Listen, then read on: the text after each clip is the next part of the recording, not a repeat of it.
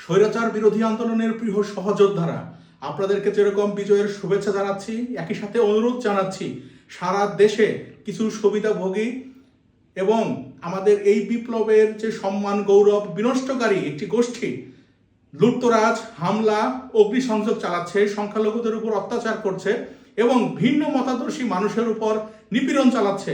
আমরা কেউই কিন্তু এটি চাইনি। আমরা চেয়েছি একটি সুন্দর বাংলাদেশ, সুখী বাংলাদেশ, সমৃদ্ধ বাংলাদেশ, এবং আমরা একটি সুন্দর বাংলাদেশ গড়বার অঙ্গীকার করেছি। আমাদের সংগ্রামের অঙ্গীকারকে বিনষ্ট করছে আজকের এই রাহাজানিকারী ব্যক্তিবর্গরা।